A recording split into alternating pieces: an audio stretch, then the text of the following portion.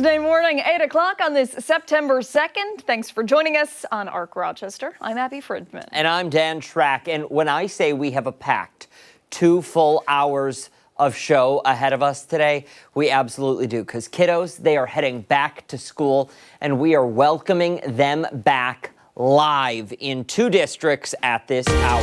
Yeah, so let's get right into it.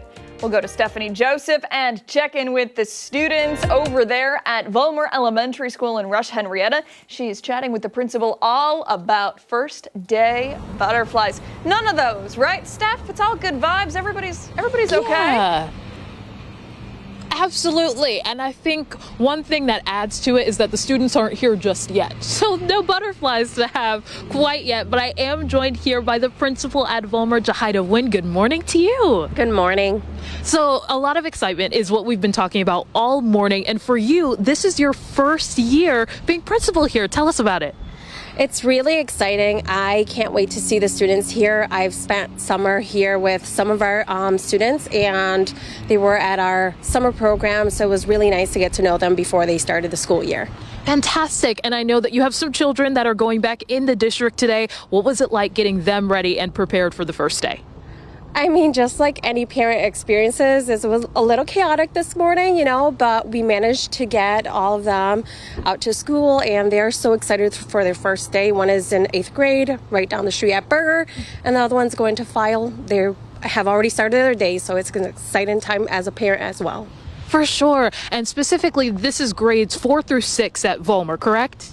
Yes, we service students 4 through 6, and we have about 738 students. That is amazing. So as you are welcoming in those 738 students this morning, what is something that you hope that they come in with, or at least take away from the school day today? I hope that they're so excited to meet their teachers. A lot of them did get to do the meet and greet last week. So many of them actually do know who their teachers are and got to see their classrooms, and were able to select their seats. What I'm hoping for is that they all leave just excited as when they came in. For sure. And I'm wondering, especially for the 4th graders coming in, new pair of eyes, new experiences, what are some recommendations that you have for them if they have any jitters? I would say just say hello to your fellow peers. They're all pretty much coming together for the first time. We have File and Leary that come together at Volmer for 4th grade. So they will see some familiar faces. They will see some new faces, and it's always nice to get to know new people. So this is definitely a area of social growth for them. So it's a perfect year for them, and I hope that they are excited to meet new friends. Absolutely. And is there anything else that you want families at home to know? For example, I know we've been talking about the cell phone ban all morning, but specifically when it comes to those lower grade students, this isn't necessarily something that applies to them. They are not allowed to have devices at all. Yeah, our 4th through 6th graders have never really brought cell phones to school, so it's not anything new to them, but just reinforcing to some of them that might have it in their backpacks to make sure that it's turned off. But it really hasn't been like something that a 4th through 6th grader has really needed in the past. So I believe many students don't have cell phones. And I'm wondering, what are some goals that you have ahead of your first school year here? Well, my number one goal is to make sure that every student really leaves our building being able to work well with others, discover different ways to problem solve, that they identify who they are, and are able to be responsible and caring individuals in society. For sure. That theme of belonging, which I know has been across the district, so something to carry with them throughout their years here. Thank you so much for your time. Thank you. And guys, how about you? Good morning to you in there. I feel like we haven't had a conversation together. I'm thinking about grades 4 through 6, and it was a fun time. Yeah, you know what? When I think about it, 4th grade and 6th grade were like my favorite years in, what would you, it's not middle school, elementary. Yeah. I guess 6th grade I know here is considered middle school, but for us that was like 7th and 8th. But 4th and 6th, those were peak years. 4th grade, Sue Ishman, awesome teacher. 5th grade, Sandra Hepner. She is now, she teaches relatively close to here. Still, great teacher. 6th grade, Mrs. Bauer, fantastic teacher. Wow. Listen, teachers have important jobs. They do. They help mold students into the adults they will become later in life. And if you have a good teacher, you've got good days ahead. All right, Thanks, Steph. All right, let's get to they make the world go round. Yes, they do make the world go round. We'll get to the east side now. Students in Webster getting those backpacks ready and getting on the school bus. Yeah, Chris Lopez is live at Spry Middle School waiting for those buses to roll in. Mr. Lopez, what are you all so smiley about? I almost fell asleep during your monologue there, running through the Rolodex of teachers that you had. I do agree, though. Good teachers make everything very nice, very sweet, very smooth throughout the first day and beyond that. And I am with Julie, Tyler, Liz, the web crew, 2 web administrators, counselors, 1 web leader. Now, before we get into the nuts and bolts of web, what does web stand for? Tyler. Web stands for where everyone belongs. And what does the program look to do? I think it's really cool. I know what it is all about, but our audience doesn't know what it's all about. So can someone break that down for me? Sure. The web program, what we do is we want to welcome all the 6th graders into our school. Spry is such an amazing place to be, and we want them to come in and feel welcome. And whenever they see a blue shirt, they know that they have someone having their back and is willing to help them do anything they need to do. Tyler, you were a 6th grader at one point. I was. Do you remember what it was like coming into the first day of 6th grade? I was very nervous, but I remember I'd always see my sister in the hallways and embarrass her, just so that she would help me out. But it was very nerve-wracking. So. And for those kids that are those brand new 6th graders, day one, they're going to come here in probably 30 minutes or so. What are you going to do to kind of ease their nerves a little bit on day one? Yeah, I'm going to help them out. I'm going to tell them where everything is, wherever they need. I got them, I can lead them anywhere. I can show them where everything is, whatever they need. Just. What's advice that you would have given yourself? You know quite a bit now. You're the head honcho at the school. You weren't 2 years ago. Knowing what you know now, what would you tell yourself? In the mirror, in the car, on the bus? I would tell myself to not worry about it and just go with the flow.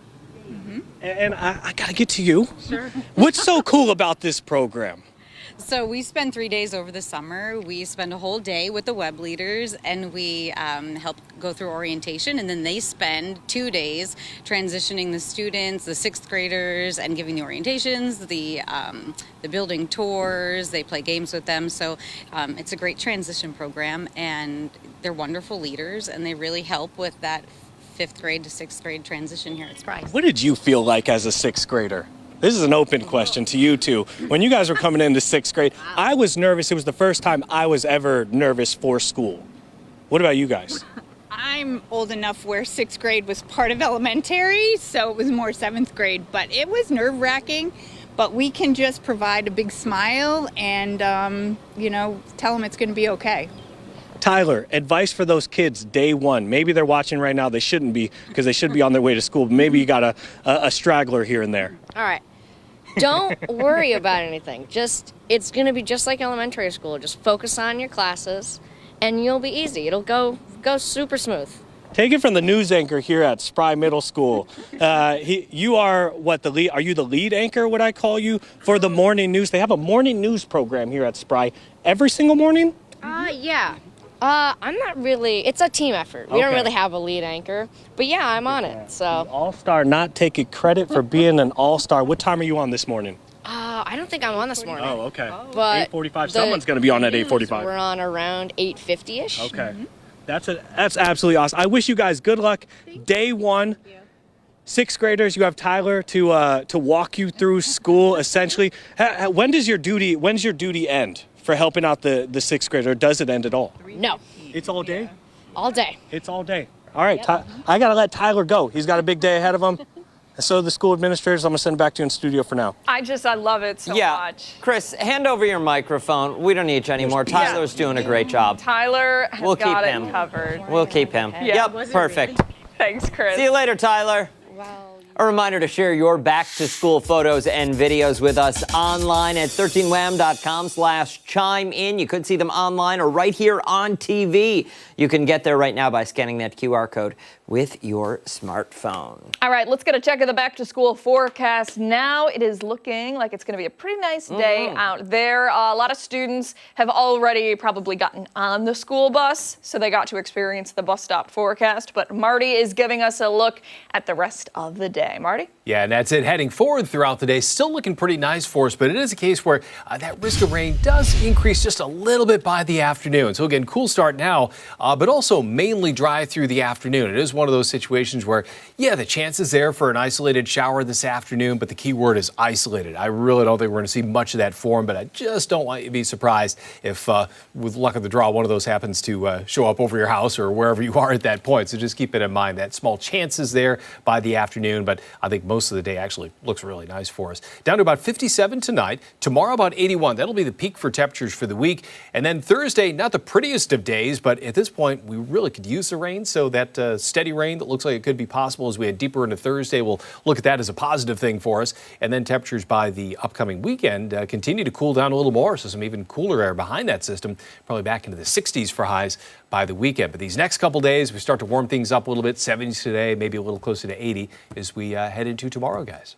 All right. We like that, Marty. We like that 80 tomorrow. A little taste of summer. And as we all know, there aren't all that many more to come, so we have to enjoy them while they're here. Sure do. All right, Marty, thank you. Okay. We still have a lot more to come here on ARC Rochester, so let's run down what we have brewing for you this Tuesday morning. Art unlike anything you've ever seen before. This morning, a closer look at the upcoming Fringe Festival show, Traces, and how it's blending movement, sculpture, and storytelling to create a one-of-a-kind experience. Then a challenge for the two of us. With back to school starting, so is the state's new bell-to-bell cell phone ban, meaning no cell phones in classes or in study hall or even during lunch. So we're going to be giving ourselves that same challenge starting now. Oh. And for the rest of the show, including breaks, we are going to put our phones away and see how well we can follow these rules. Did you not know this? I didn't know it was for 2 hours. It's until 9:30. Until 9:30. 90 minutes. Okay. Hope until 10. No, I can't do it till 10. Can we do at least until the next commercial break? Because I'm dealing with something right now. Guys, It's very we're in school. important. The bell just rang. She just made that up. It's She's not over. dealing with Put anything. the I'm phones away. Come and get them. I will. Come and get them. Oh, right now. Maybe I'll get suspended. Maybe I'll get sent home and told that I can't come back for the rest of the week. Wow. You know what? That might be a fair punishment for the both of us. Absolutely. And later, a very special giveaway for local veterans. We're learning more about how one foundation is giving away 1,000 free tickets to an upcoming I Love the 90s tour. We're going to sit down with representatives to see how you can score them. Yeah, stick around. Much more ahead on ARC Rochester. And don't forget, you can always take us on the go wherever you are. We're streaming live Here. on the 13 Wham YouTube channel on foxrochester.com. We're back after this. Wait, take my watch too, because I'll cheat.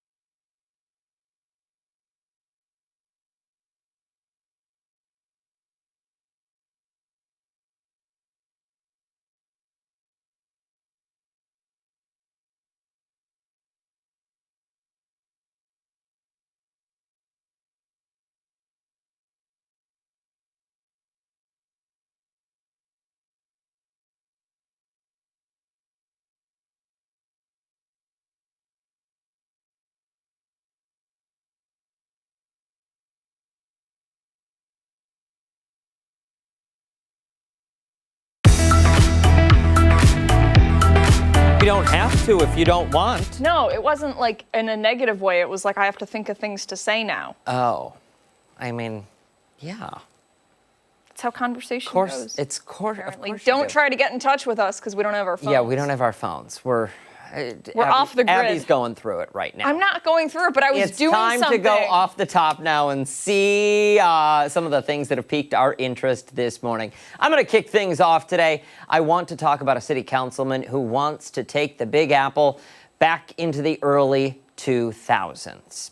He's calling for the return of DVDs by mail through Netflix. Frank Morano is urging the streaming giant to reinstate the service, calling it a lifeline to cinema. The GOP member who represents Staten Island calls it a democratic form of entertainment distribution. Ooh. Remember in 2023, after 25 years of mailing out those red envelopes? What are you looking at? It was a big pizza. It looked like a big sandwich, and I was Oh, it was really a big into pizza. It is. It's a big pizza. Netflix decided it would do away with this form of direct-to-home entertainment. It was part of a cost-cutting measure as the business shifted its focus to streaming. Ending the legacy form of business allowed the company to really realign. Fun fact, first movie that came to my house was the DreamWorks animation Chicken Run. Do you guys remember that claymation? Yes. The year was 2000. I begged my parents to let us get this, and I was told no, no, no, no, no. And then I'm pretty sure I had a checking account and just signed us up. I remember dialing up the internet, choosing the titles I wanted, and selecting the order in which they would be received. Today, don't even have a DVD player. Neither does my laptop. But Moreno is not looking in the rearview mirror for nostalgia's sake. He says the primary reasoning behind this is accessibility for those who don't have access to streaming services because they can't get the internet. And while the push for better is admirable, I would argue maybe we should focus more on fixing the internet issue than bringing back those red envelopes. Right? I think so. Moreno sent a letter of request to Netflix. No word, though, if he's heard back. I can't imagine that it would be extremely popular. Well, I don't think it would be popular. It costs them money. Yeah. Don't think they're going to want to do that.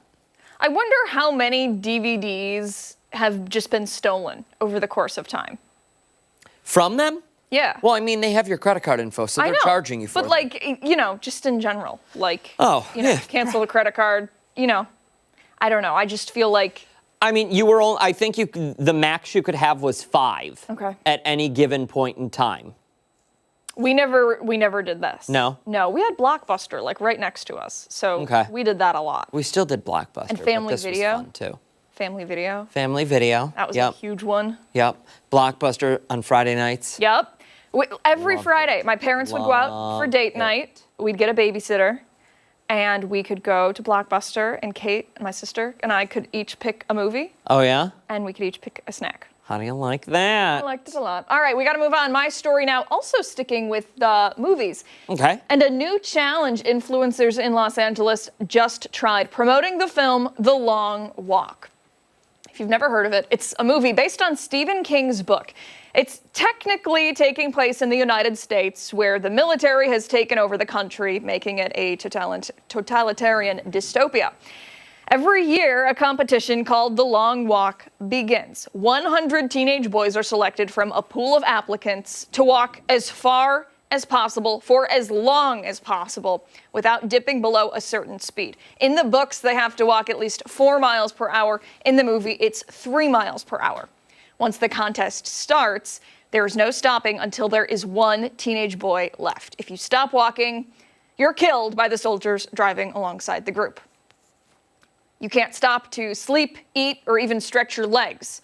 While at first you're thinking, okay, that sounds easy, you just have to walk. After days and days and days and watching the people that you're walking with get executed, it takes a toll on the person. But the prize at the end, untold riches and any wish that the winner picks.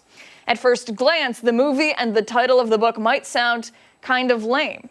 Okay, all they have to do here is walk. But I promise, honestly, it's super disturbing. If you haven't read it, check it out. I actually forgot that I read it. As I was watching the trailer today, I was like, oh, I read this in high school. Typically, when I think about scary movies, I think a lot of us immediately go to like ghosts and demons, but this book really makes the reader think and reflect about the limits of physical endurance along with spiritual endurance. It also takes the reader and watcher on a trip to truly consider the meaning of winning and the importance or lack thereof of competition, and an examination of totalitarianism. Did I mention that I love Stephen King? Mm-hmm. Yeah. Okay. So anyway, back to the premise of this new challenge and what we were really talking about here. In the real world, Lionsgate gave the audience of influencers the chance to actually try their hand at this challenge in a way. They were required, you can see them here, to walk at least 3 miles per hour for the entire duration of the movie. If they slowed down, they were eliminated. It's unclear if there was actually a winner named at this theater during this challenge. And also, I don't know any of these influencers. Nope. So I think that says a lot about me. But it created quite a stir on social media. I think it's kind of a unique way to promote going to see movies in the theaters, especially at a time when a lot of theaters are struggling to get people in the seats at the big screen. Kind of unique. Pitch for you. Okay. Ready? Yep, I'm ready. Movie theaters, but instead of seats, you've got treadmills and everyone gets headphones. So I don't have to hear, Becky and Bob on either side of me huffing and puffing. And I can hear the movie and I don't hear my feet or the treadmill squeaky wheel. That way it's 2 birds, 1 stone. I'm getting my steps in and I'm paying money to go to the cinema. That's a good idea. Maybe not an entire movie theater. I could see like one of the rooms in a theater being dedicated to that. I don't know if you could make an entire living off of that concept. I want it 50-50. If they're showing this movie for seated people, I want it for walking people. Okay. So 2 theaters for each movie. There you go. McLean. Make it happen. Should we get an angel investor and get this going? Yeah. See? Mark's on board. Mm-hmm. Yep. Don't go anywhere. When Arc Rochester returns, it's this morning's weather trivia. Speak of the devil, Mark will join us coming up after this.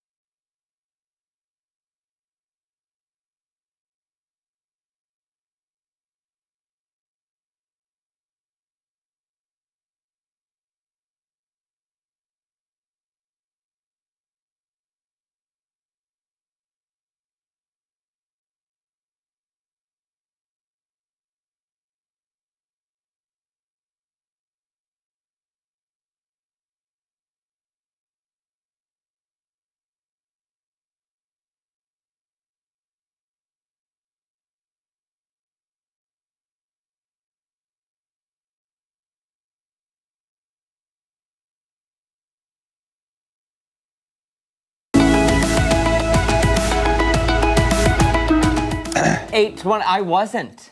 I've never heard you so quiet. We went a minute and a half. He didn't say anything. I didn't say a single word. I sat here and... It's because he doesn't have the cell phone. Do you feel like... It's because I don't have my phone. I sat here and I just kicked my foot against the ground and listened to the pitter-patter of my foot. Ashley, you broke my brain. The world's changing.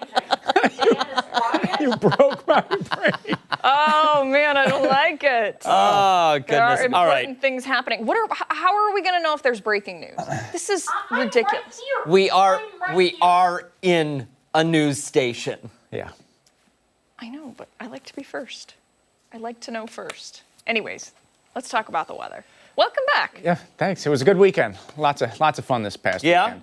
Yep. Tractor show on Sunday, followed by the air show Sunday night. That was a ton of fun. Nice. Yeah, What it was- about Monday? We went to the beach. Nice. I just beached it for the afternoon. How was the water? I would say mid to upper 70s. Yeah? It was really nice. Nice. It was really nice. And there was nobody. I was shocked. There was nobody there. Which beach? Sold. Hamlin. Wow. Yeah.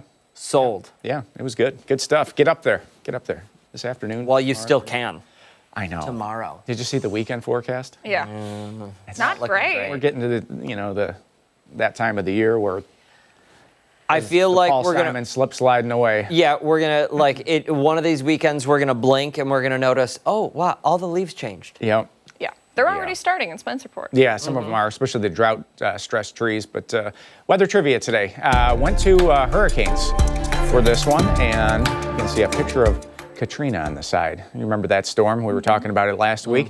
For a hurricane to reach Category 5 status, its sustained wind needs to be at least 130 miles per hour, 138 miles per hour, 149 miles per hour, or 157 miles per hour. Boom. I think I know. Got it. Got it? Yep. I've watched a lot of documentaries on Hurricane Katrina. Yeah, that storm, 20 years ago, who would have thought something like that? I mean, we've had some big storms, but that one was just at the wrong place at the right time, I guess. Yeah. For those folks, sad stuff. Question for you. Yeah. Do you think that you could identify Hurricane Katrina just from that image? Yeah. Like, is it that significant where if you saw Yeah. it lined up to other ones, you could say, Sandy, Katrina, probably.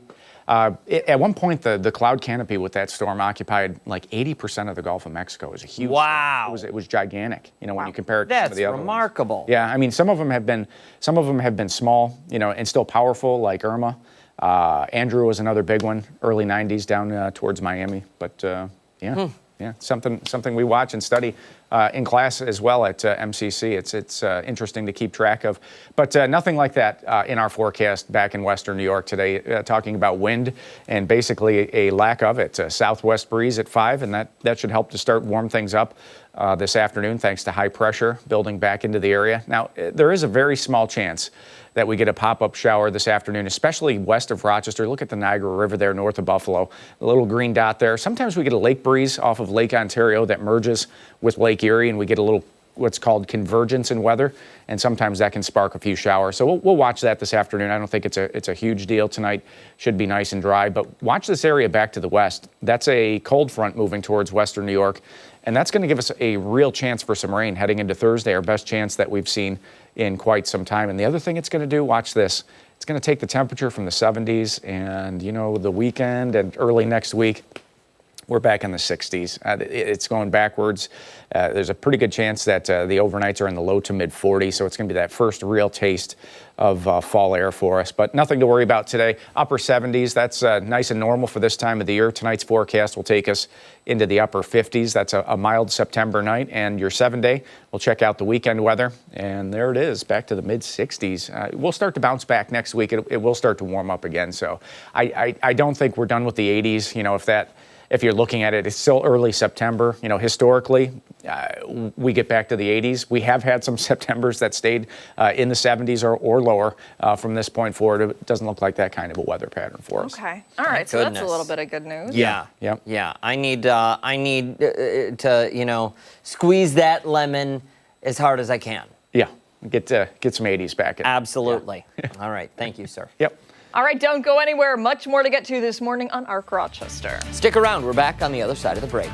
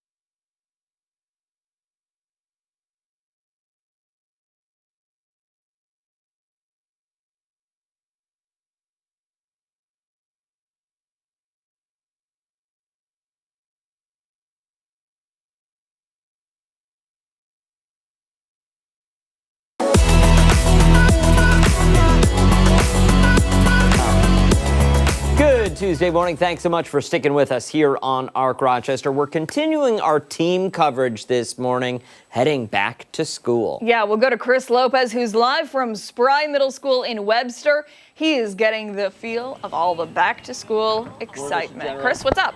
How are you? Hey, what's up, guys? Have no fear. The web leaders are here. I'm standing next to Nolan, Alyssa, and Jason, 2 8th graders, and a web counselor, a longtime web counselor, by the way. This program is absolutely cool. It's a national program, I'm just learning. I want to get to you two first. Okay. You guys were once 6th graders. Yes. What was the feeling like? I mean, it was different. Elementary was easy, and then, I mean, at the time you think it's hard, and then when you go to middle school, it's a big step up, and you're like, whoa, I don't think I've seen anything yet. But I think the most important thing is just to have fun, get to know your teachers. It's not about being anxious, just having a good time. And for those tuning in, the web program is to essentially, that is students helping other students, mainly 8th graders helping the 6th graders. This is a huge school. There may be a little bit of jitters, maybe a hard time finding places. That's where you guys come in. That's also where you come in, Jason. If a kid's lost, don't know where they're at, what do you guys do essentially?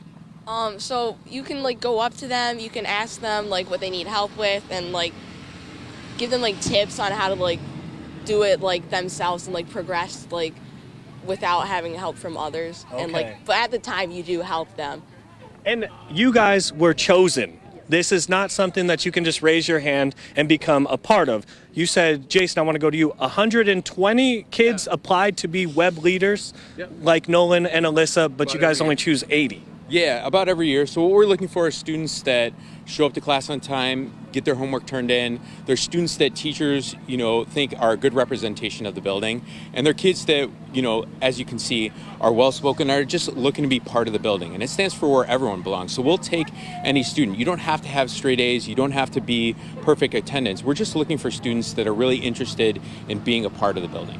And there's a lot of training involved. You went to California to get trained. It's not something that's just assigned and slapped onto your desk and say, hey, this is your new task for the new year. Yeah, it was pretty eye-opening. When we got there, it was like 7:30 in the morning to like 5 o'clock at night, 3 days. And then there's kind of like refresher courses where we learn about different things that schools are doing, like best practices. It's a really fun time, but anytime we do stuff through the Boomerang Project, it's definitely learning and work. So, and I want to go to you two. First day, what's on the menu for lunch? What's on the menu for breakfast? I have to know the most important question of the morning. Well, my mom likes to pack my lunch. Maybe a sandwich, some snapped crackers, hopefully some candy if I'm lucky, but I think I already know the answer is no. But yeah, I already smell the taste and I'm excited to put them in my belly. Alyssa, what about you? I have some yogurt, popcorn. I love popcorn. Animal crackers. Guys, just to put context, there's bees all around us, and that's been happening all morning long. Talking about food obviously attracted them. Real quick, though, for the 6th graders, what should be their most important food choice for the morning? Is it coffee? Is it an energy drink? Is it candy? Is it fruit? Is it a sandwich, a PB&J? Is it protein? I don't know. I have to know. Just something to get them started, Okay. Something that can get the energy flowing, but whatever they want, At lunch, I prefer the breakfast, but... Back to you guys in studio. There's bees all around here. I guess the food started making them tick around here. I gotta go. You are recommending some terrible things for these kids to consume. Seriously. Absolutely Coffee? no coffee. Coffee's not bad. If it's black coffee, it's not bad. It's good for you. For a 6th grader, What was the risk of no. heart disease, Dan? No, my friend. Doesn't stun your growth, by the way. And a banana on the side, that's a good sugar. That's potassium. There's no cramping. I can't. My eye. You can't hear. All right. Thanks, Chris. Hey, let's go to Stephannie Joseph. She's live from Berger Junior High School, walking the halls and welcoming students. She is giving out sound advice, unlike Chris.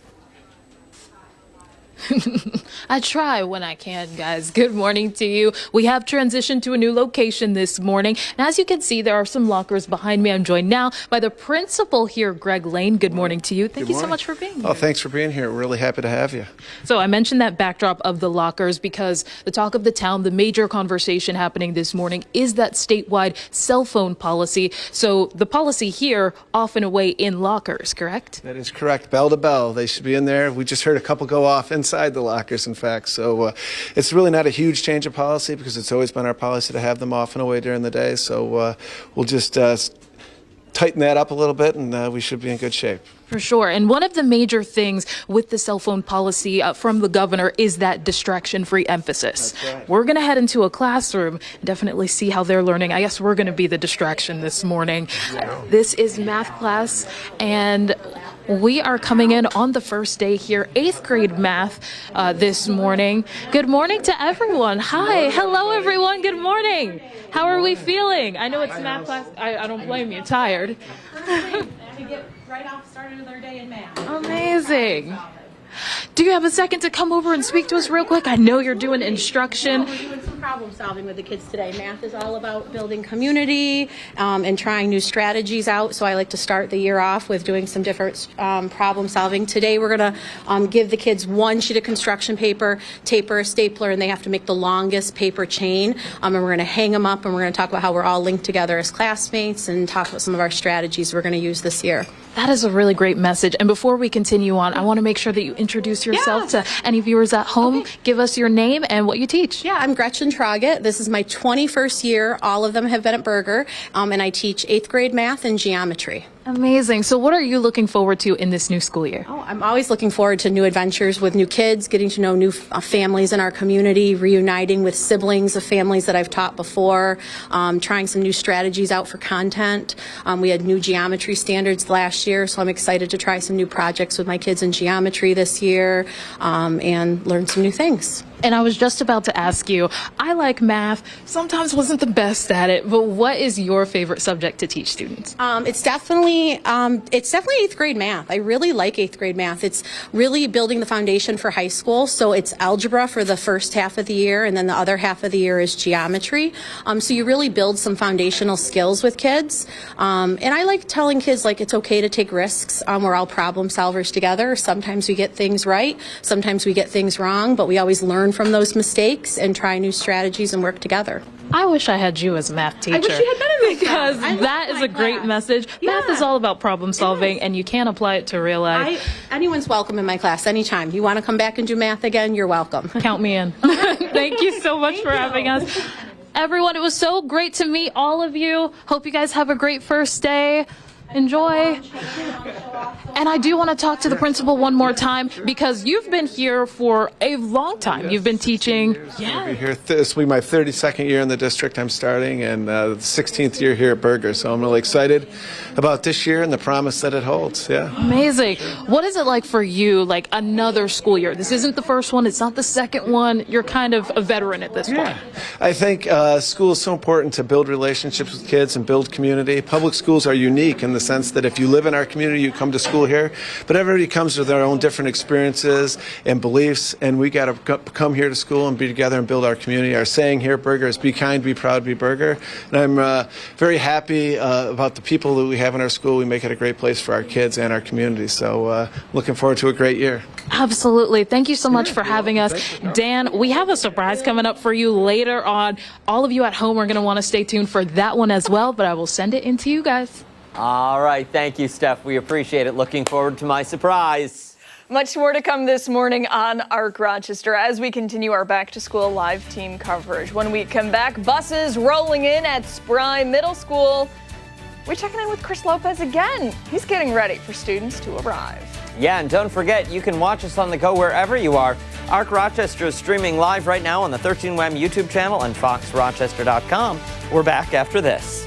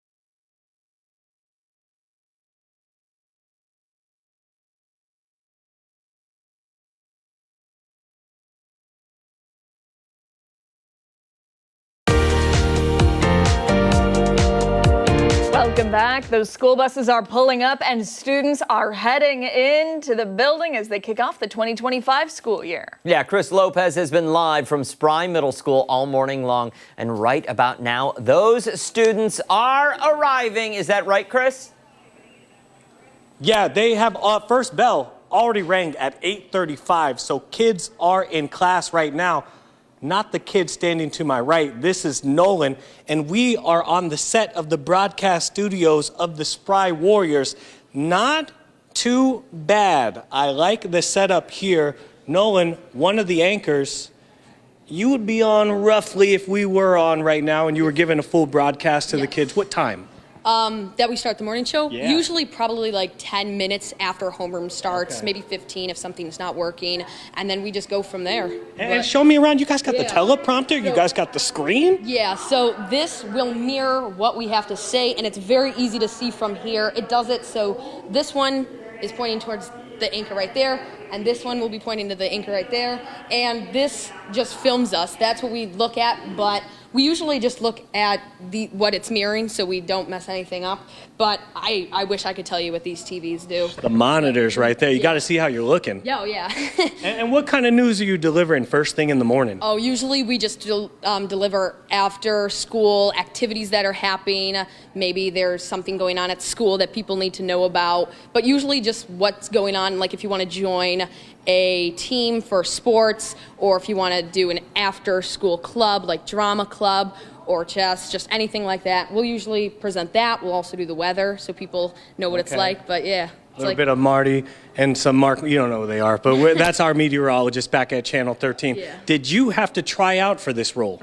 I was luckily just like given. You were just granted in based on talent? Thank you to Mr. Wilson over there, but I got lucky. I got real lucky. Do you want to do this for a living? I think it'd be fun if this is what it comes down to. I'd be happy to do it. What's your favorite type of news to report? Oh, I don't know. The menu, the lunch menu. You were excited to tell me your lunch menu. I was. I just no matter what I gotta say, I just project loudly. But I like to do the weather. I think it's fun. But I also like to sit here. There's nothing wrong with any of them. I like Is it a two-anchor setup? Yeah, three. Two anchors will go there, and somebody will do the weather, and then we have an awesome crew in there who shows us the words, says what we have to say, change the slides of what we look at. Okay. They make lots of things possible in there. Do you enjoy working with one anchor more than the other? No. Just kidding. No, we I'm just can't. kidding. Yeah. No. I'm just kidding. We're a team in this. We can't let somebody down. We're all in this. This together. guy, man, all the right answers. Can't get them. First day of school, what's your the subject you're most excited for? I'm excited for ELA. I've always loved ELA, but I'm just excited to meet all the new teachers. It's something new, but I hope everything goes well. I bet it will, but I'm just excited for a great day. Most important question that I just thought of. Advice for Dan and Abby. They are our anchors at Channel 13. Maybe you got a new perspective. What's some advice for them? I would just say project, have fun. Like I was told, just pretend you're talking to your best friend, but just have fun, I guess. There we go. Dan, Abby, you hear that? Just have fun. You guys already do, so you don't need any help there. Coming up next, we got more back to school coverage on ARC Rochester. Stay tuned.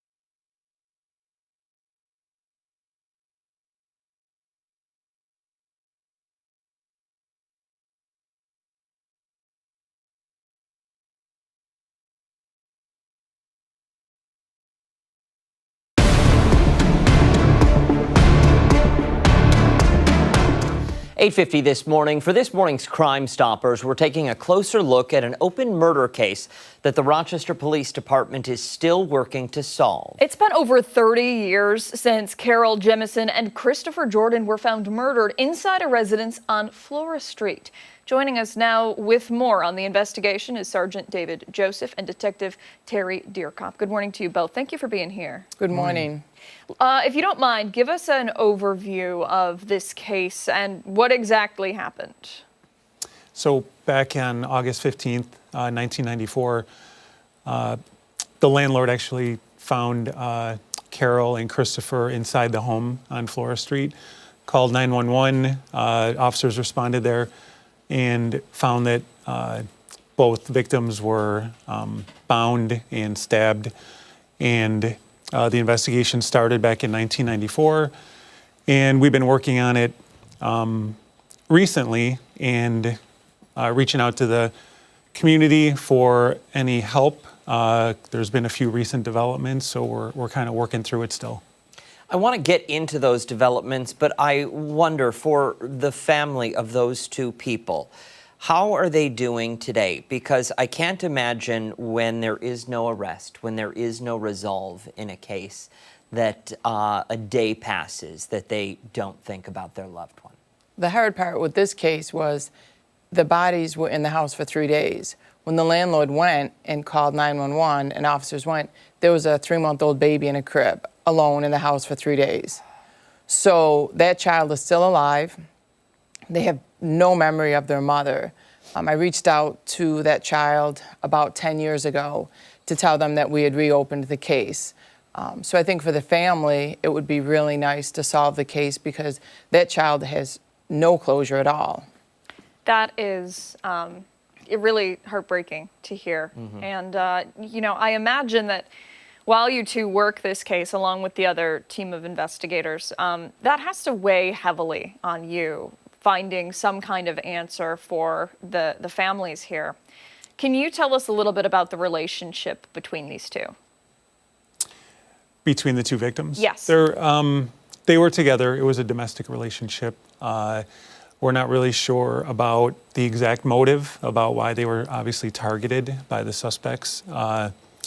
But we're not really sure, again, as to why they were victimized that day, but we're still working through it and trying to, find some resolution. And why did the landlord show up that day? Was it to collect rent? Was it because he hadn't seen them?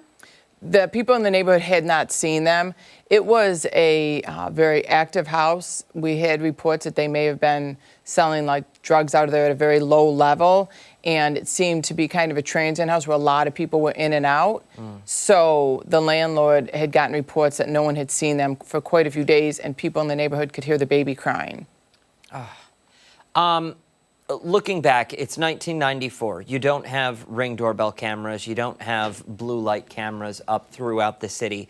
Where do you begin when you are trying to solve a crime like this? Where do you begin when you're looking for suspects, especially at a fairly active home? So there were a few people that had information back in 1994.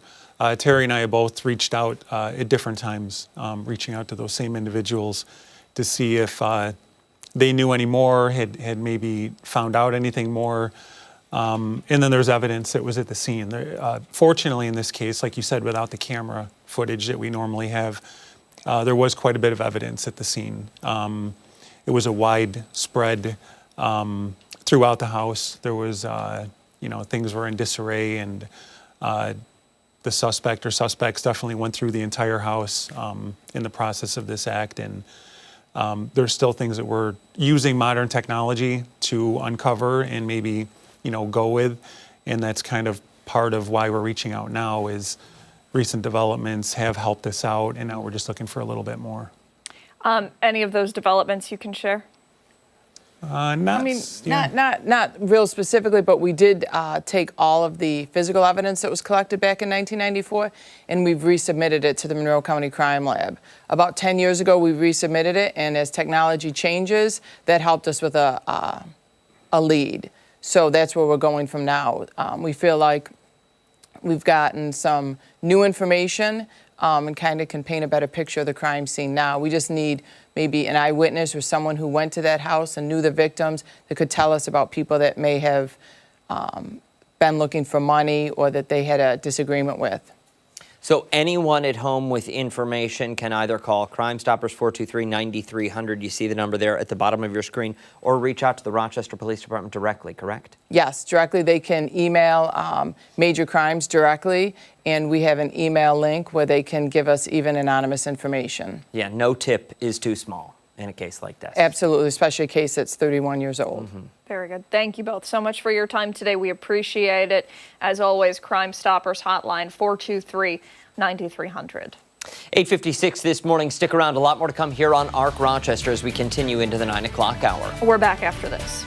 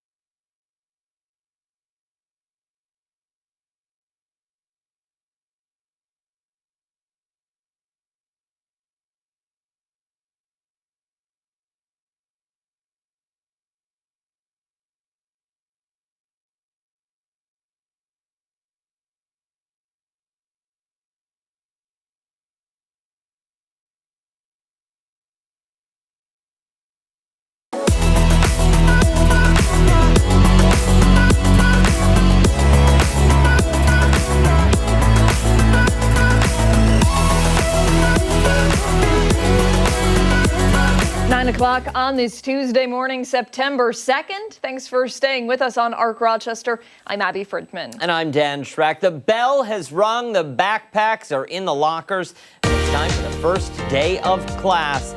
We are there for our live team coverage of Back to School. Stephannie Joseph has been live in the Rush-Henrietta School District all morning. She's wrapping things up at Berger Junior High, learning all about the things that they have in store for the year. Steph, what's up? Hey there, guys. So I am greeted here by the assistant superintendent. We're going to be actually talking about a new program that's currently in its pilot phase. Let's have him introduce it. Good morning to you. Hi, good morning. Thanks for being here today and seeing all of our Rush-Henrietta schools. So I'm here to talk a little about our partnership with our Aging Alliance, which is a Monroe County organization. So Paul Ryan is one of our per diem substitutes, who's a retired gentleman. He always shares his age of 79. He subs in our buildings, loves every day, loves working with the students and being able to share his stories and learn from students. He came to me last year and said, how can we make more of older adults aware of this opportunity? So he and I partnered, worked with Monroe County Aging Alliance to really get the word out of this great opportunity. We had an open house this summer and had a great showing for that, and we've started to grow our per diem substitutes with older Americans that are here to work with our students, have the intergenerational partnerships and share their experiences, and also have students brighten their day. And you kind of alluded to it already, but why was it important to sort of bridge the generational gap in a way by having these older people come in and be able to be those per diem substitutes and also teach these young people? So it's a win-win. So as a school, we're always looking for per diem subs. There's always a need to fill our classrooms when our teachers are needing to be out. It's also a great opportunity for our community members to be able to come meet with students, get out of the house at their schedule, allow for flexibility. Whether it's working with our youngest kids or our high school students, kind of share their knowledge. Some are retired teachers, some have never taught before, but they have life experience and they have great opportunities and great stories to share. Great. And how long will this pilot sort of last? So throughout the year, we'll be going to different places, the library, the community center, to really share this opportunity. It's an ongoing pilot for the year to really build word of mouth, and then really work with our neighboring schools around the county to kind of share what we learned, and hopefully it branches into all districts. And for anyone at home who may be interested in taking part, how can they learn more or even get involved? Great question. So really they're applying for a per diem sub, so they can apply right on our website to be a per diem sub. They could also reach out to 359-5000 to speak with me. I can tell them about the opportunity and answer any questions they have. It's not just teachers. We have clerical subs, paraprofessional subs, but also volunteers. So if someone wants to just come in and volunteer in our schools and just really get a feel for the classrooms, they could start with volunteering and turn into per diem subs. And when, if you know, is the first cohort coming in? So they've started. So really, we had the open house August 13th. They've done HR paperwork, and they could be starting as early as today. Wow. Yeah. And what are your hopes for the future of this program?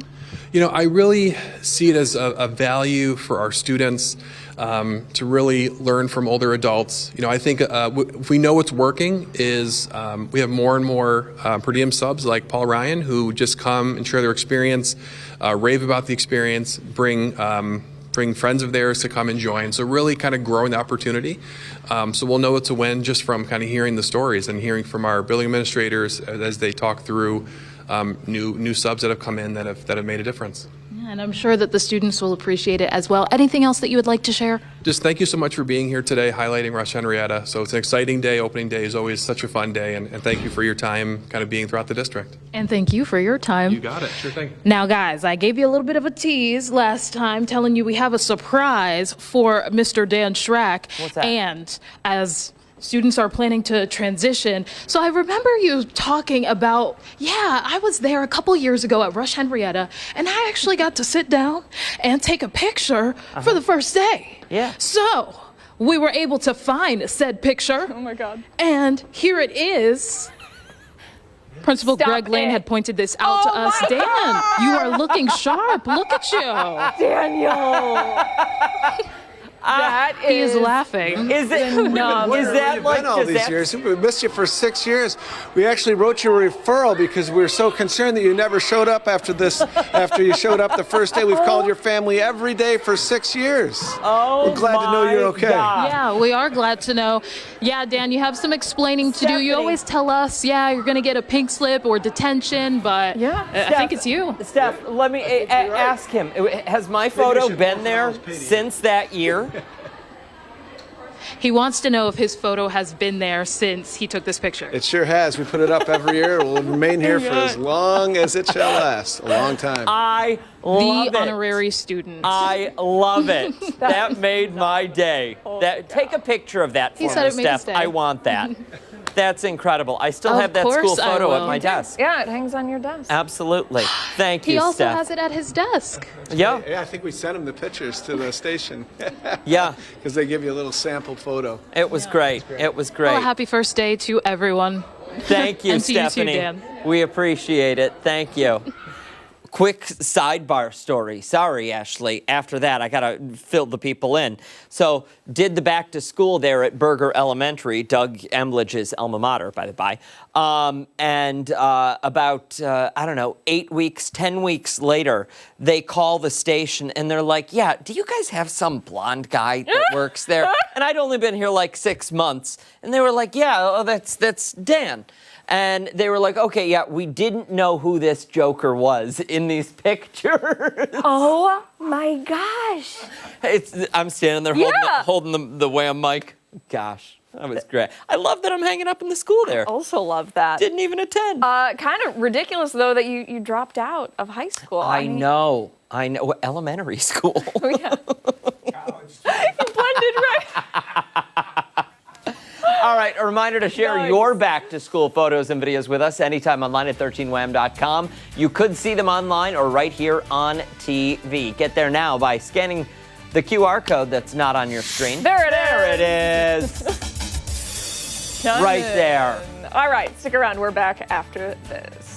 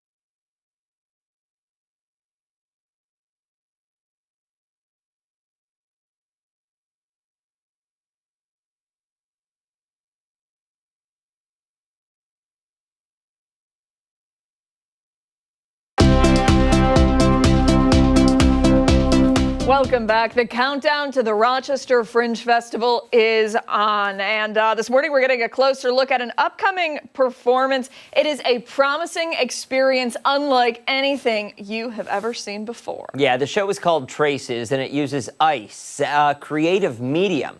We're joined now by project coordinator Nicole Berman-Bloom and ice puppeteer Elise Vigneron. Good morning to you both. Good morning. Good morning. Thank you so much for taking time out of your day to speak with us. For someone who is unfamiliar with ice puppeteering, can you tell us what that is? I work with ice since 10 years ago because this element is like a metaphor of our human being, I think, because it talks about life, and how we become like a cycle of nature, so transformation. So for me, ice is a metaphor. And with this project, Traces, I wanted to ask to people, to everybody, what this element ice mean for everybody. That is really unique, and I'm sure something that our viewers and those who stop by the festival have never seen before. Explain the show to us. This project, yes. This project starts with a meeting with each people, with all the participants. I mold their feet. So it's like a portrait of them. And we will cast after this feat in ice for the performance. So everybody has his portrait in ice. And after we do workshop together, we make a group.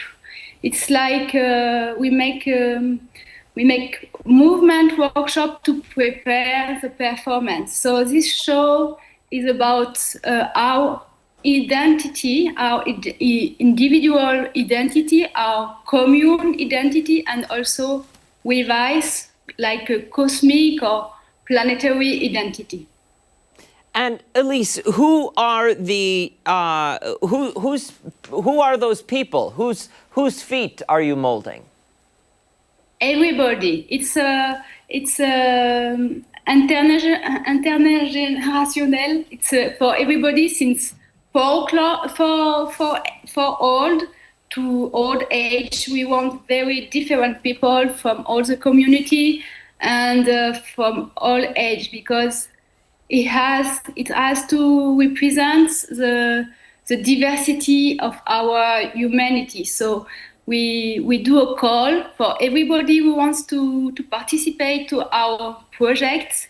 It can subscribe to the festival. Nicole, you are the project coordinator for this show.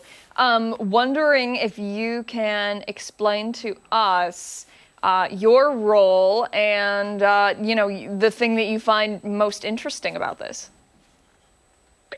Okay, thank you for the opportunity. I'm a coordinator and also an advisor, but I'm not the only one. There is a team in France working on the project, and there is also a puppeteer from Chicago, Claire Sachs, and Elise has been working with her for a couple of years already, who is joining the project, the tour. In fact, this year it's a tour between New York and Rochester for the development of the project. So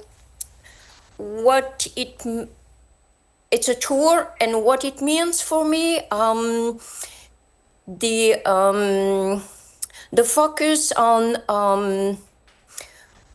the collective was pretty important. This project, Elise reminded me a couple of days ago, was started during the pandemic in France.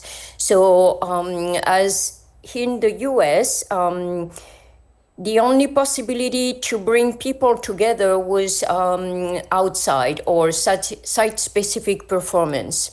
And the opportunity to meet new people from different cities, from different countries, seemed relevant to me at this time of that we're going through, and also the exchange of different culture. Elise is from France. She's a puppeteer. She also trained as a contemporary circus artist, as well as a visual artist. And the project of developing, this approach with ice, water transforming into ice, and the focus on the ephemerality, the impermanence of the project was very attractive to me and to many presenters in the US. Forgive me, but what role does, I don't know that I fully understand, what role does puppeteering have in this? Maybe I leave Elise express herself on this. It's true, yeah. Yeah, this show is not really puppeteer show. It's more like a mixed art between dance, movement, plastic art. But as I use the material like ice, it's animation. It's more animation to make this material alive and in transformation, like someone, if you see ice melting, it's a little bit, it's like if you see people a life of one people. So that more this link with puppets. It's a metaphor, I think. I'm not sure I'm clear, but no, yeah. Absolutely. No, absolutely. Yeah. Well, listen, we very much look forward to your show Saturday, September 13th at the Spiegel Garden in the Flower City, part of the Rochester Fringe Festival. Thank you both so much for your time. Thank you. We appreciate it. Thank you so much. Time right and now. And welcome to everybody. Bye-bye. 9:18. Thank you. Much more to come. Mark McLean will be here giving us a look at weather trivia when we come back. He might be working by himself.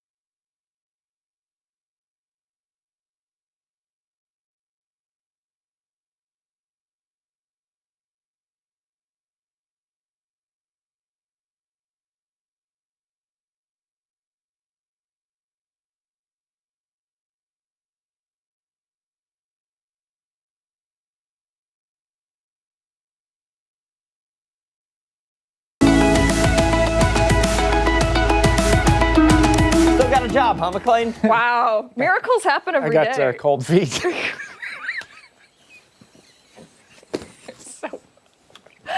so bad. I can't work with this man. I can't work with him. I'm so sorry. Jokes. You're ridiculous. Ah, the dad jokes. God. Okay. Just do your part, please. Just put graphics up. Yep. Full screen. Oh my God. It's the worst I've ever been around. I'm so sorry. Well, what are you doing if you can't have fun, right? Yep. For a hurricane to reach Category 5 status, its sustained wind needs to be at least 100. I'm sorry. You're killing me, Schrack. It's too hot. All right, I was going to get up and get everybody a tissue. No, go I'm going to do it. I'm going to do it. All right, so what's the... Do we have any answers? Ashley, help us. Yeah, put some of the Facebook responses up there, if we have them. If we don't have them, that's fine. Okay. Here we go. There we go. Okay. Thank you. There you go. Have one Great. of those. Okay, Yvonne had A, Frank had C, Dan and Pamela, we're all over the place on this one. So I guess that's a pretty good question, huh?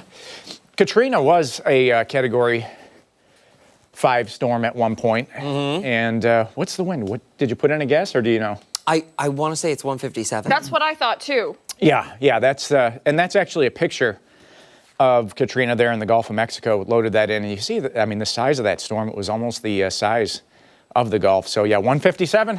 You're on a roll. Crazy. And how many? There have only been a handful of Yeah. Category 5s that have made landfall. That have made landfall. Andrew being one of them. The Florida Keys storm.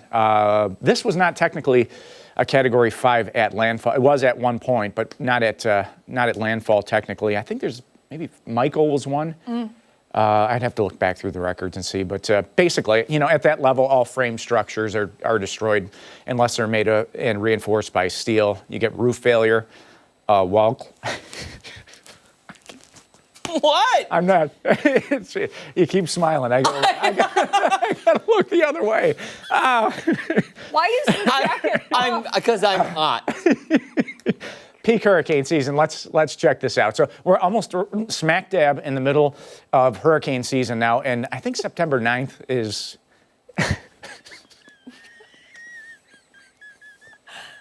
Okay, both of you need to go. Both of you need It's to bad. go. It's bad. I'm sorry, folks. We'll get this You're back together. for I one promise. day. Muddy paw outlook. Let's go here. This is Ginger, by the way. We love to see the pics of your pups. Send it to. Now it's you. Send us your pictures. What's the forecast? What did that woman say yesterday? We were unprofessional? Well, yeah.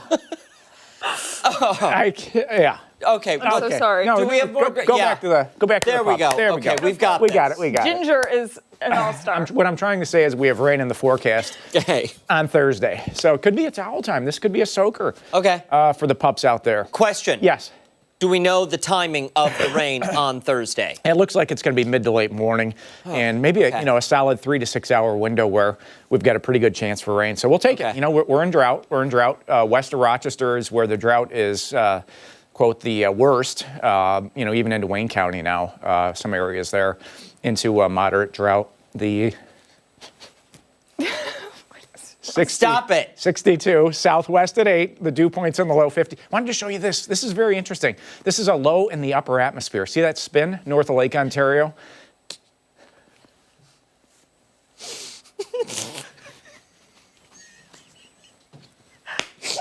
This whole segment is garbage. It's a wash. It's high pressure. Ashley, we gotta go to commercial. I'm sorry. I know. We're not gonna Hot get in here. Mark has like all this sweat on his forehead. I can't. I know. Can't. I just wanted to show you there's a chance of a brief pop-up shower this afternoon. There we go. Great. And tonight starts to clear out for us. Tomorrow, sunshine. Tomorrow's the warm day of the week. Tomorrow we're going to get actually into the low 80s, so that'll be nice. But today it's upper 70s, and that smallest risk again of a pop-up shower late this afternoon. Tonight we're going to drop into the upper 50s, partly cloudy, and the 7-day forecast There it is. It's a cooler weekend, unfortunately. Football weekend, right? Yeah. We're back to football. Bills are Sunday night, yeah? Goodness. Late Yep. game. Yep. All right, we've got a lot more to come here on ARC Rochester. We're doing something on the other side of the break. Yeah, we'll be right back.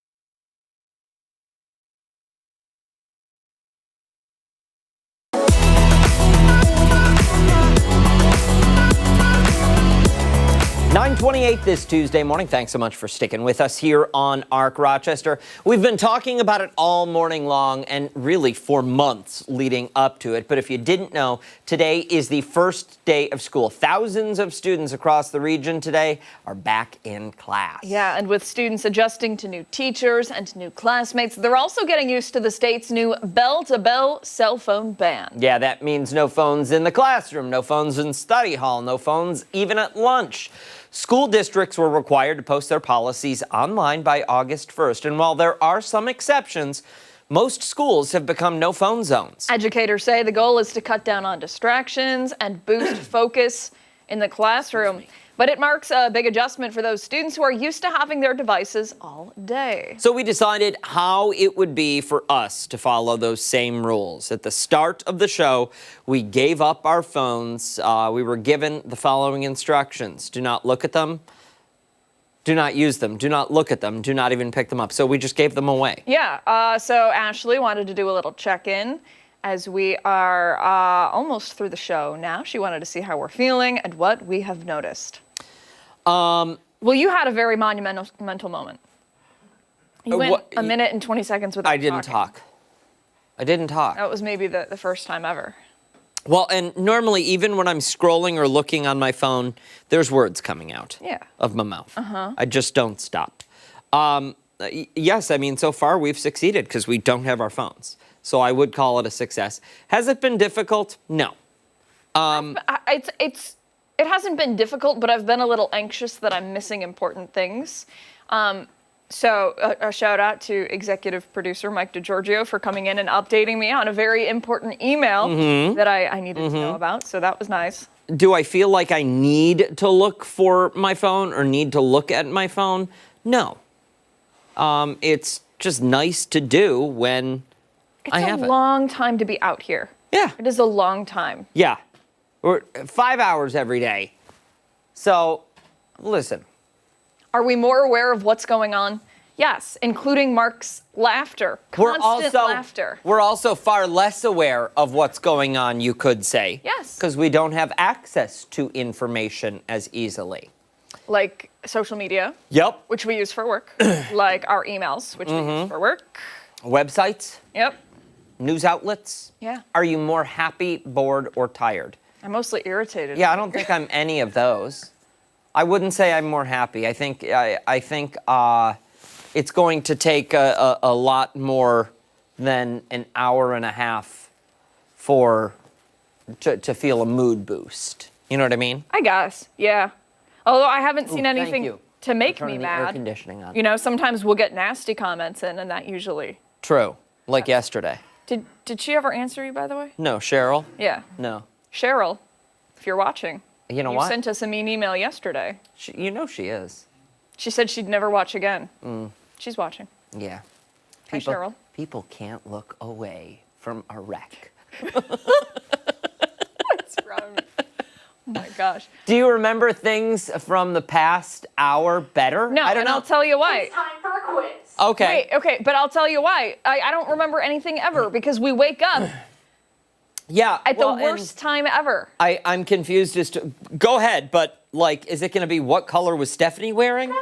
Okay. It's questions that were involved in the last last hour of the show that you should know. All we did was toss to back to school stuff. Yeah, so you should have been paying attention. There's Okay. nothing else you could have done. Okay. Okay, first is a weather question. What was one of the other storms Mark said he could identify from satellite? besides Sandy. Katrina? Good job, good job, good job. Hurricane Sandy. Okay. What did the young girl in Chris's second hit have for lunch? Yogurt. She listed two things. And popcorn. Good job, guys. Okay. What did Chris encourage students to choose to start their day? Coffee or Candy. super drink. What are they called? Energy drink. Energy drink. Good job, good job. Who did Steph talk to in her second hit, and what did they talk about? She talked to one of the superintendents. Yes. No. The In her second hit? Yeah. She's had 19 hits this morning. I know. Okay, hold on. Give me a second. Was that the English teacher? Oh, wait. It was. Was it the English teacher? Math teacher. Oh, math teacher. Good job. Good Okay. job. Okay. Math teacher. She had a cardigan on, but it was a short sleeve cardigan. She had glasses. She had a black shirt. The cardigan was I white. don't remember what she wore. Well, I I'll do, give you that because credit, I don't have a okay? phone. And the students didn't really want to be on camera. No, the first student, as soon as the camera came in that classroom, head down. Yeah. Do you remember what the second half of the year they were going to be taught? In math class? Yes. Not a clue. Was it real life finances, or am I making that up? Making it up. It was geometry. How do you? Okay, whatever. It's fine. Now, what was the program that the principal talked about in Steph's last live hit? Oh, it's where the students are mentored by. And listen, remember how Steph said she had a surprise for me? Yeah. Yeah, what was that surprise? That was the next question. Oh, well, the surprise was my picture, but I picture being hung up in the school accidentally. I thought the surprise was going to be that I was going to be one of the older community members to mentor people. Yeah, it was a per diem substitute program. Yes. Yeah. Okay, I think you guys did pretty good. That was all my questions. Yeah? Yeah. Can we have our phones back? Not yet. 10 o'clock. This Okay. is garbage. I wouldn't have come to school today if I had known. Really? No, of course I would. Of course I would. Did you have a cell phone in high school? It was like my last year. We were allowed to have them, but it was only in the hallways. We could listen to music. Mm-hmm. And that was pretty much it. And even then, like the last couple months of my senior year, they would play music over the loudspeaker in the halls. Why is that weird? I don't know. It was kind of nice. They started doing it during the holidays, and then like it might have been the last month. It was like fun music. We didn't do that. Okay. Stick around. We've got a lot more to come here on ARC Rochester, including when we come back, we're talking more about a special giveaway that's looking to celebrate local veterans. And don't forget, take us on the go wherever you are. We're streaming live on the 13 WHAM YouTube channel, foxrochester.com. We're back after this.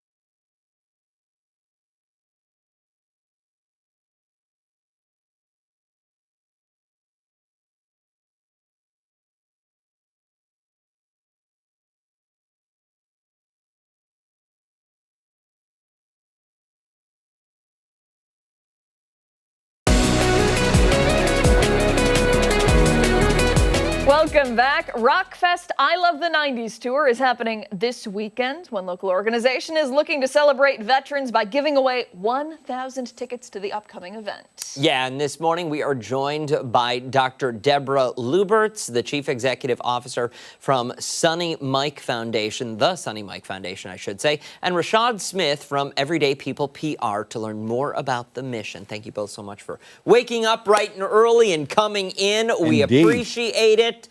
For someone who's sitting at home who's unfamiliar with the Sonny Mike Foundation, fill us in. I am so delighted. Thank you so much for having us. So the Sonny Mike Foundation was born in 2021 after my father passed away from COVID in 2020. He was a Navy veteran. He was in Florida. I was in Rochester, and I was unable to go to be with him when he passed. And so what he found when he moved to Florida was just plugging into the veteran community. Like, it gave him this whole new lease on life after experiencing a couple of really bumpy life challenges. And so so immediately after that, I started my doctorate as a lifelong goal to honor him. And then we were going to celebrate his life because we didn't get a chance to do that because of COVID. So we had our first scramble, and we, raised $8,000. And I said to my aunt and my family, I want to give it back to the veterans community locally. So it started off in my basement, in my Aunt Beth's, Mike's youngest sister, in her, we called that the annex, in her dining room. And Sonny Mike was born, and in just 4 short years, what started off as a dream we've given away, raised and given away over $96,000 to veterans all across the Finger Lakes region. That's incredible. That is really remarkable. That's fantastic. Great story. And tell us a little bit about your role here and how you guys fit in. Yeah, so Everyday People PR was hired by MFJ Productions, who's putting on this 90s event to bring the community together. And one way that I said we should do that was to support local nonprofit organizations, the Sonny Mike Foundation being one of 4 of them, in addition to how we can better engage with the community. And so we identified the Sonny Mike Foundation and several other organizations to do this. And that's Everyday People's PR role, to have fun and exciting times through celebration and events, but always prioritizing community in that process.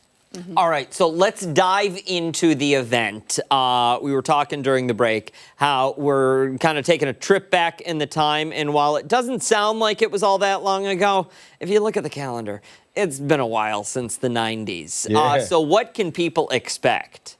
Well, I think for vets, they can expect to come free. We still have options available. That code is VET100. VET100, and a veteran can bring up to 4 people with them to the concert. Yep. And it's the whole reason that Yep. we're doing it is to include veterans into more experiences in our community to elevate them. And we're also doing that with educators and first responders, and they can contact everydaypeoplepr@gmail.com to receive those codes. We're doing this for the community. But of course, lots of tacos, lots of tequilas, 90 vibes. It's going to be an amazing time and community. Mm-hmm. And you have some pretty big names coming and performing, yes? Yeah, Tell we us. do. We do.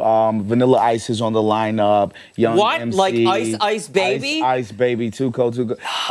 Young MC, Rob Bass, CNC Music Factory. So many great people from the 90s are popping up. Color Me Bad is going to be an amazing time. There's a day party that's happening, food trucks, all of these amazing things. And so Everyday People PR is helping bring community together to celebrate. And hopefully this becomes a model for how the city of Rochester put on major events, always prioritizing community. Mm-hmm. And we just have to thank Rashad because he actually went to bat for local nonprofits so that the promoters would give back a portion of the proceeds to our local organizations that are doing great work in the nonprofit world. Thank you. Thank you.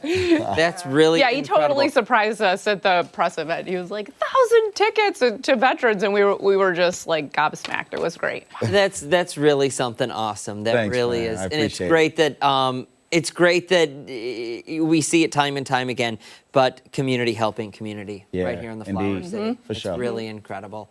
One more time for somebody sitting at home, what's the website they can go to? By the by, who did that? Who produced that PR video? It was one of the partners. That looks great. That looks great. rockmusicfest.com, rocmusicfest.com. If you're an educator or work in schools, if you are a first responder, if you are a vet, you can email me at everydaypeoplepr@gmail.com, and we'd love to have you there. I'll give you the promo code. Awesome. And if you're a veteran, and if you're in need of financial assistance, but if particularly you need help with this, just reach out at hello@sunnymike.com. Help will be on the way. Yep, we'll be there to help you. .org. Excuse me. hello@sunnymike.org. All right. Perfect. Thank and you. you see the They website got there us. at the bottom of your screen. And we'll post all of this information and much more on our website, foxrochester.com, after the show this morning. Thank you again. Thank you. Thank you for having. Absolutely. Yeah. 9:44. When Arc Rochester returns, we're going to take a look at some of the stories that are trending this morning. Yeah, stick around. We're back on the other side of the break.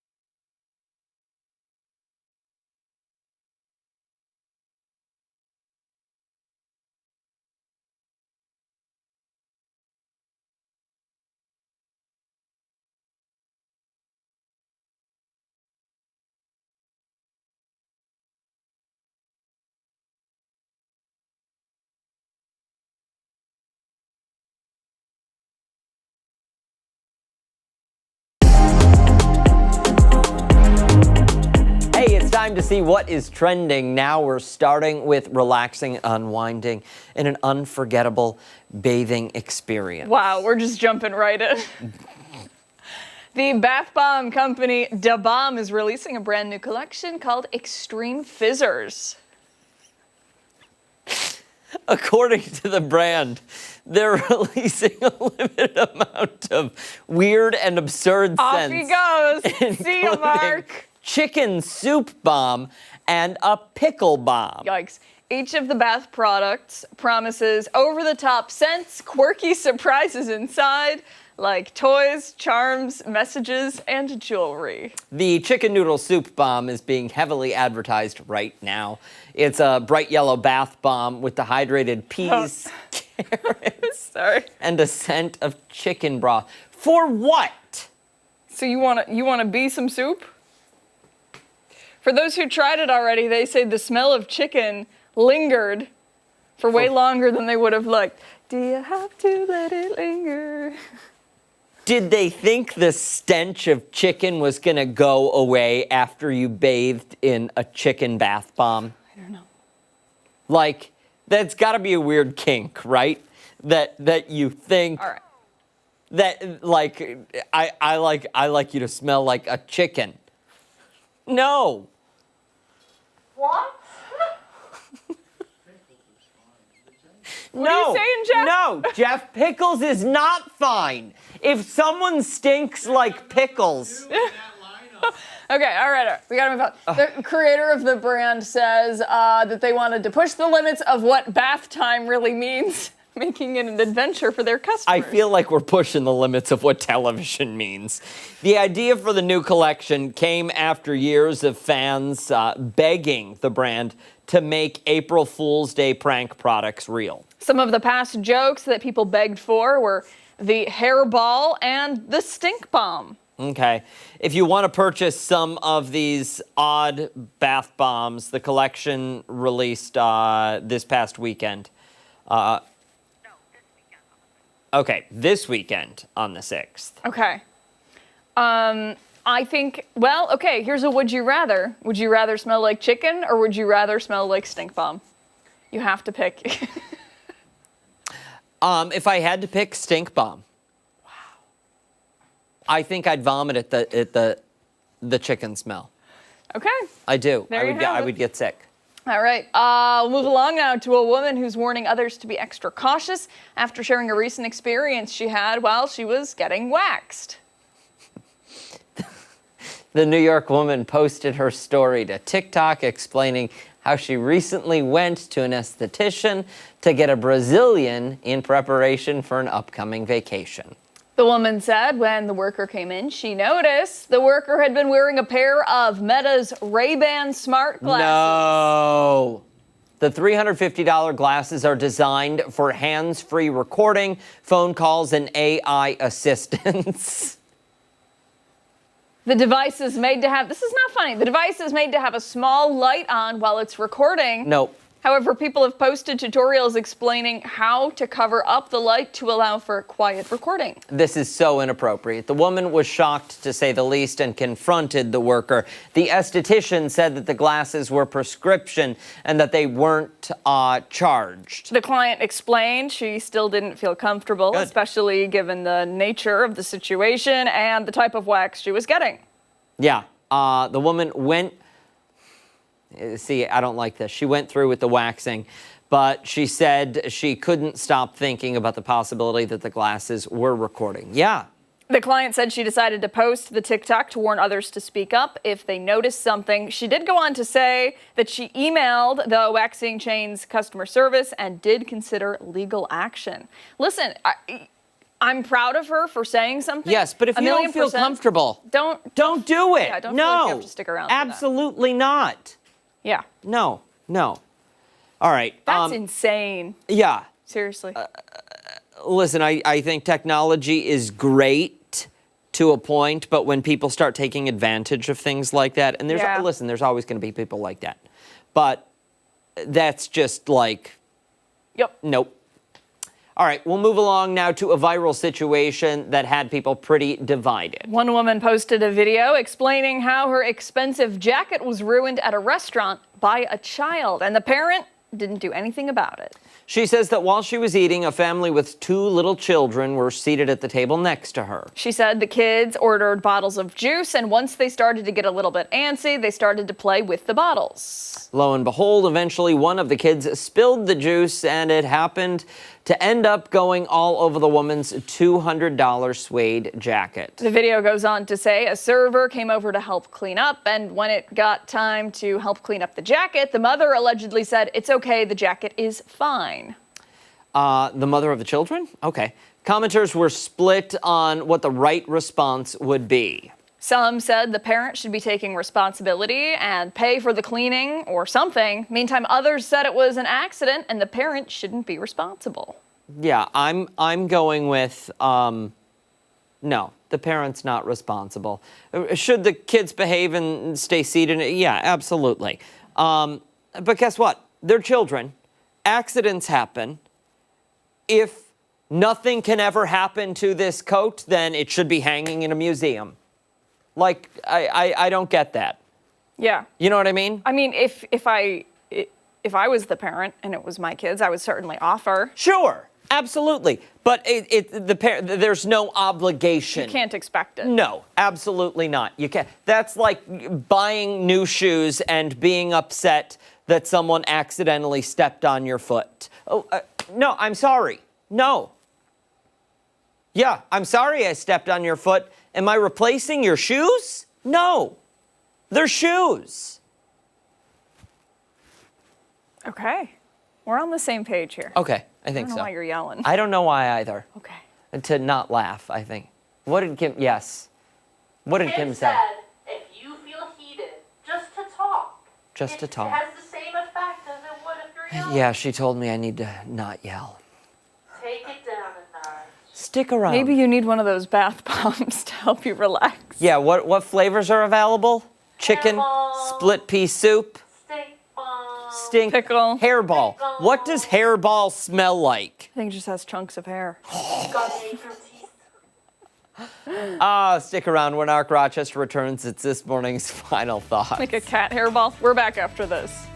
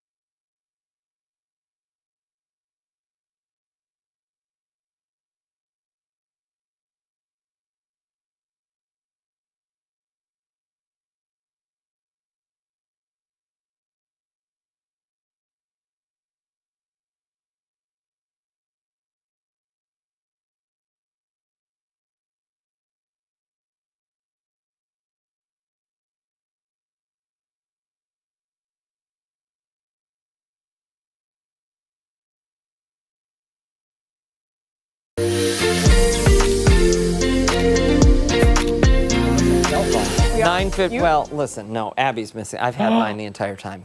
Oh! It's your backup one? I gave her the dummy cell phone. Okay, listen. His idea? It was, yeah. His idea this whole time. I just pulled it off the charger. It's been on the charger for the entire show. I'm It's sure still it an airplane. has. It's still an airplane. Well, you lied to us earlier, so what can we believe you about? I'm never taking your ideas ever again. Until tomorrow. This is ridiculous. Oh my God. Next week is going to be a fun week. What's next week? Oh, Fringe Festival week. Yep. Yes. Are you going to be able to keep it together? I don't know. It depends on what you guys do to me on here. What we do We to did you? nothing Well, you to bring it. you. You bring that out. We asked questions. Yeah, you sure did. Mark thought that the feet were funny. Yeah. You were giggling over there. They were cold feet. Cold. Mm-hmm. You tell one dad joke. Honestly. He's just gone. Yep. Gone. He loses it. Can't keep it together. Nice weather though. Next couple of days. All right. Good. Thanks, This guy. I think he's out of a job. Hey, that does it for us here on Arc Rochester. Make sure to wake up with us again tomorrow morning, starting at 4:57 on I don't know. I don't have my phone, so I can't look. 13 Wham ABC. Much more live local news coming up later today. 13 Wham News at midday. Hello.